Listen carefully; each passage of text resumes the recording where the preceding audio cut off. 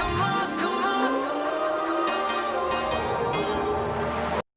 semuanya, kembali lagi bersama saya Adi Darmawati. Nah, sesuai dengan judul videonya, pada kesempatan kali ini saya akan menjelaskan tutorial cara membuat trigger pada MySQL dengan menggunakan command prompt. Jadi, apa sih yang dimaksud dengan trigger? Trigger adalah suatu objek database yang merupakan aksi atau prosedur yang terjadi jika terjadi perubahan pada satu row. Trigger tidak dapat menjadi bagian dari satu temporary tabel atau suatu view. Tapi pada intinya, trigger merupakan script SQL yang memicu terjadinya suatu kejadian seperti insert, update, dan delete secara otomatis setelah kejadian tertentu. Nah, setelah kita tadi paham apa itu yang dimaksud dengan trigger dan apa kegunaannya dalam database, sekarang kita bisa mulai untuk tutorial cara membuat trigger. Tapi sebelum itu kita harus masuk dulu ke dalam MySQL-nya. Seperti biasa, yang pertama-tama kita harus membuka atau mengaktifkan MySQL di dalam sistem XAMPP. Setelah itu kita buka command prompt-nya atau prompt perintah. Lalu kita harus masuk ke dalam directory dari MySQL. Gimana caranya? Yaitu kita buka change directory c/xampp MySQL lalu bin. Nah, selanjutnya kita perlu login ke MariaDB. Gimana caranya? Tinggal MySQL dengan username root dan tanpa password. Nah, kalau udah muncul kayak gini, berarti kita udah sukses untuk login ke dalam MariaDB-nya. Nah, untuk membuat trigger, tentu aja kita perlu database.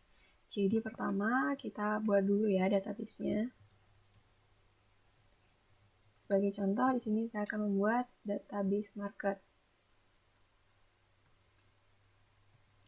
Nah, kita use database-nya. Nah, kalau udah, tentu aja kita perlu juga tabel untuk nanti menempatkan data-data yang akan kita olah. Nah, di sini rencananya saya akan membuat tutorial tentang cara membuat trigger, di mana saat kita melakukan pembelian, maka secara otomatis stok di dalam tabel produk akan berkurang. Jadi, di sini kita memerlukan dua tabel, yaitu tabel produk dan tabel pembelian. Untuk pertama, kita buat dulu tabel produk. Jadi, create tabel tb produk. Di mana dalam tb produk ini, secara sederhana, saya isikan field atau atribut yang pertama seperti biasa untuk primary key-nya, ID produk, dengan tipe data integer. Lalu yang kedua ada nama produk dengan tipe data varchar dengan jangkauan 20 karakter. Lalu yang terakhir kita buat aja ada stok dengan tipe data integer. Ini secara sederhana sekali. Lalu saya set primary key-nya ID produk. Nah, di sini berarti kita udah sukses untuk membuat tabel produknya. Lalu tabel yang kedua adalah tabel pembelian. Untuk atributnya sendiri, seperti biasa ada ID pembelian dengan tipe data integer. Lalu ada ID produk yang nantinya akan saya jadikan foreign key yang akan menghubungkan dengan tabel produk dengan tipe data integer. Lalu yang terakhir ada quantity, atau di mana nanti ini merupakan data seberapa banyak barang yang akan dibeli, jelas dengan tipe data integer. Lalu saya akan set primary key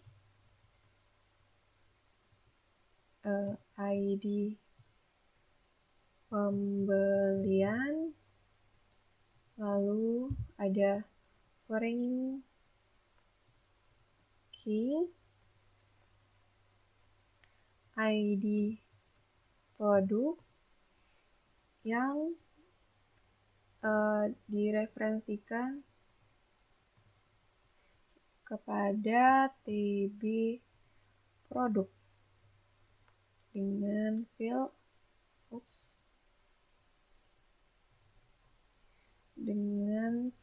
ID produk.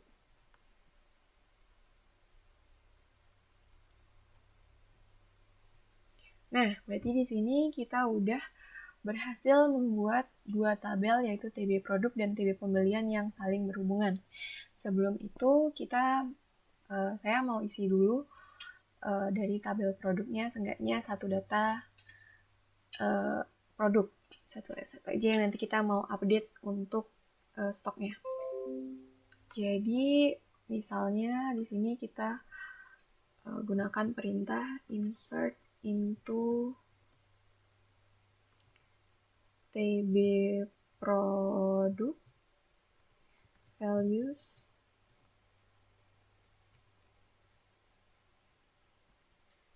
jadi ada ID produknya, misalnya kita pakai 1,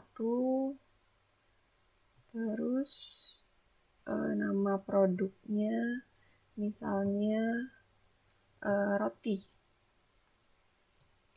lalu ada stoknya sebanyak 10 buah. Ini kita eksekusi. Nah, sini udah masuk data bahwa ada produk dengan ID 1 dengan nama produk roti dan jumlah stoknya 10. Kita bisa cek select all from TB produk. Nah, sini kelihatan ya, sama seperti yang tadi kita buat. Nah, selanjutnya yang harus kita buat adalah kita sudah bisa mulai untuk membuat trigger. Jadi, kita pertama-tama harus ubah dulu delimiternya. Kita ubah ke selain delimiter semikolon agar lebih mudah untuk mengeksekusinya nanti. Jadi di sini saya ubah untuk ke delimiter double garis miring. Lalu baru di sini kita perintahkan create trigger. Lalu deklarasikan nama triggernya. Karena di sini saya ingin membuat trigger untuk mengupdate stok, jadi saya beri nama trigger update stock. Lalu di mana trigger ini eventnya adalah after insert. Jadi trigger ini akan dilaksanakan setelah kita melakukan perintah insert di tabel pembelian.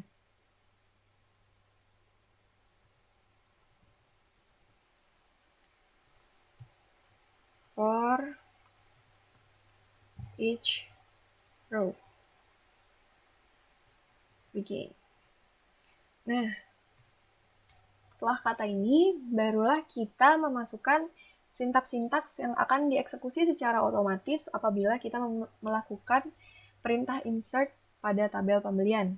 Nah, karena kita tadi rencananya saya ingin setiap kita memasukkan data baru pada tabel pembelian, maka secara otomatis stok pada tabel produk akan berkurang. Jadi saya akan membuat perintah update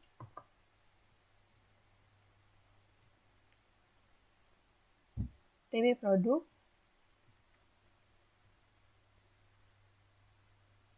set stok pada TB produk sama dengan stok dikurangi quantity baru yang nanti akan inputkan atau diinsertkan ke dalam TB pembelian. where ID produk sama dengan ID produk baru yang nanti dimasukkan ke dalam tabel pembelian datanya. Setelah itu baru kita end trigger-nya. Nah, di sini artinya kita sudah sukses untuk menambahkan satu trigger ke dalam database ini. Nah, gimana caranya mengeksekusi trigger ini atau menjalankan trigger ini? Pertama kita balikan dulu delimiternya menjadi delimiter semikolon agar lebih mudah. Nah, setelah itu, karena tadi seperti yang saya bilang, trigger ini akan berjalan secara otomatis apabila kita menjalankan perintah insert kepada TB pembelian. Jadi di sini kita akan memasukkan insert into TB pembelian values. Nah, di sini kita akan memasukkan data-data sesuai yang ada pada tabel pembelian. Yang pertama adalah ID pembeliannya, yaitu misalnya 11, lalu ID produknya adalah 1, yaitu kita ingin mengupdate di mana misalnya seseorang ingin membeli roti sebanyak kuantitinya adalah 5. Akan dieksekusi.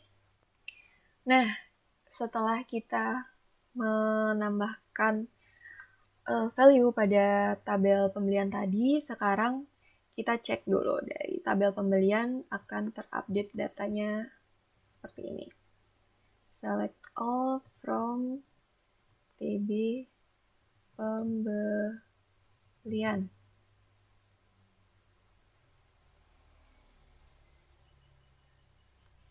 Nah, di sini akan terlihat di mana ID pembeliannya 11, lalu produknya 1, dan kuantitinya ada 5. Jadi ini adalah ID produk 1, di mana ID produk tersebut merupakan ID produk roti yang tadi kita masukin pertama.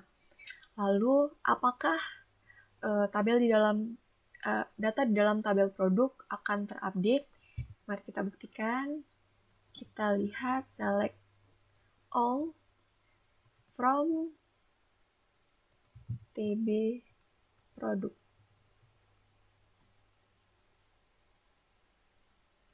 Nah, jadi di sini udah ya. Jadi setelah tadi yang pertama produk roti memiliki 10 stok, lalu ada seseorang yang membeli roti sebanyak 5, maka secara otomatis produk tersebut akan berkurang stoknya sejumlah yang dibeli tadi. Jadi tadi dari 10 menjadi 5 stoknya. Nah, kira-kira materi trigger itu segini aja ya. Kalau misalnya kalian ada pertanyaan, bisa ditulis di kolom komentar. Selamat mencoba dan jangan lupa untuk like video ini dan subscribe channelnya.